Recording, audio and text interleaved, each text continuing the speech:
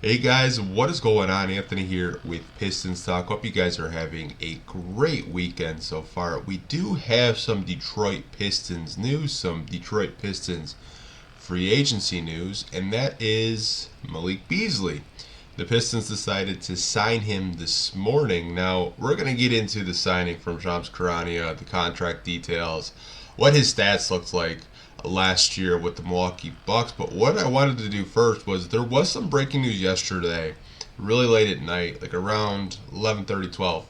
And it came from Michael Scotto. And he had reported last night that the Pistons had expressed interest in Malik Beasley and have flirted with offering the 27-year-old a one-year deal. However, Detroit has held off for now amid trade discussions with other teams to act as a salary dump destinations for draft pick compensations, per Michael Scotto. Now, obviously, the Pistons did shift their focus back into Malik Beasley because we did get a tweet this morning. Let's see if I can pull this tweet up real quick for you guys. And I can. Let's go.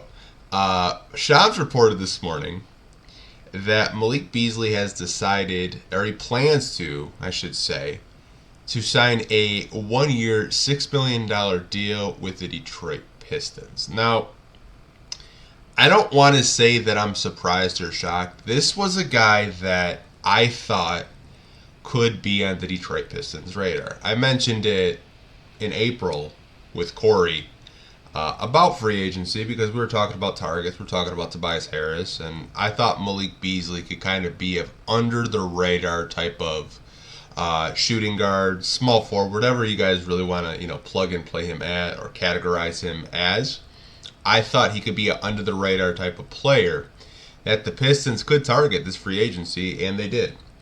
The one thing I do really like about him is his ability to knock down 3-point shots, and we'll get into his stats in a little bit. This is a guy that I think you can plug and play whether you want to start him next to Cade Cunningham, whether you want to put him off the bench, because now you have two veteran shooting guards in Tim Hardaway Jr. and Malik Beasley that are veterans that can hit down three-pointers, and you have more perimeter players out there, more floor spacing, I should say, with Cade Cunningham. And I know this video is supposed to be about Malik Beasley, but just a round of applause for Trajan Langdon.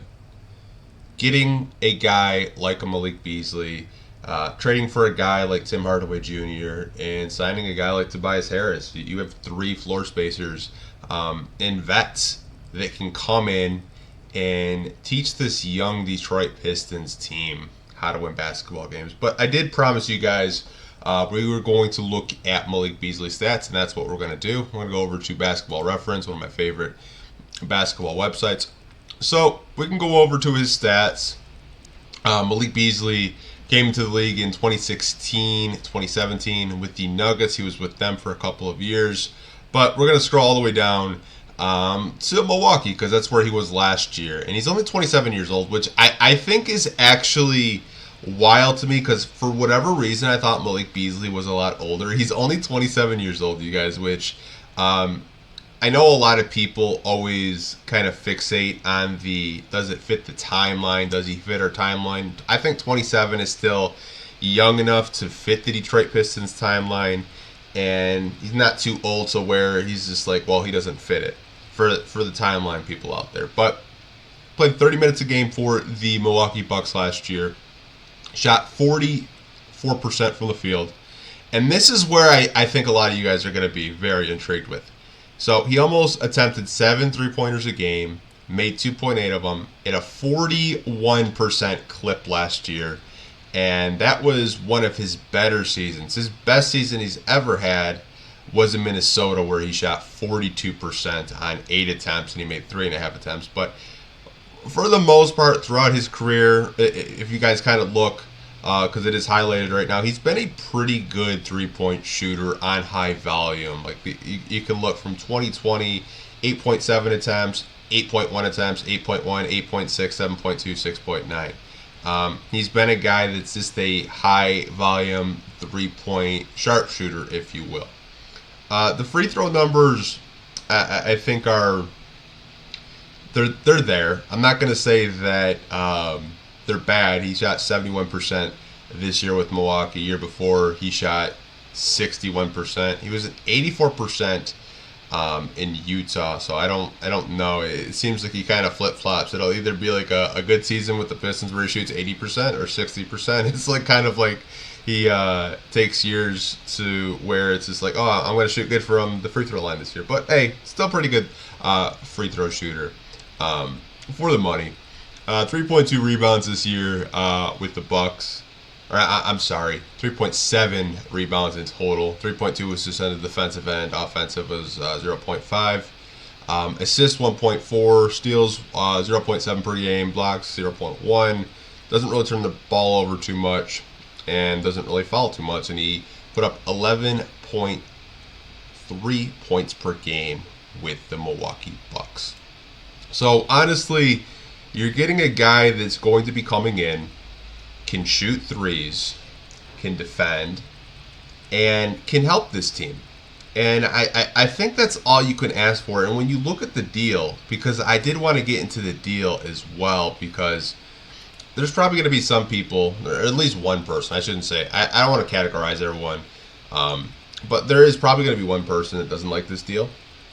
And that's to be expected. Not everyone's going to like every single move that Trajan and the Pistons make. But it's a one-year deal, you guys. $6 million. And that is a very tradable asset come February. If it doesn't work out and the Pistons want to move on from Malik Beasley and they have suitors, they have contenders that are knocking on the door saying, hey, we'll give you, maybe some draft capital and a young player, or we'll give you some future draft picks to take on Malik Beasley, maybe a 2 or 3 seconds to take him on because we want to have a playoff run. That is a real possibility. It's not a lot of money, 1-year deal. You're adding a guy that fixes something that we didn't do last season. That was spread the floor and put proper spacing around your franchise player in Cade Cunningham. But I know I rambled for around 7 minutes. Let me know what you guys think of the signing for the Detroit Pistons. Do you like the addition of Malik Beasley on this team? Are you surprised by it? Was there another shooting guard out there that maybe you wanted the Pistons to go after? Was it Luke Kennard? Was it Gary Trent? Let me know down below in the comment section. I will talk to you guys down there. Like always, hope you guys are staying safe. Take care, and we'll see you guys tomorrow on the podcast on Sunday at 7:30. Peace.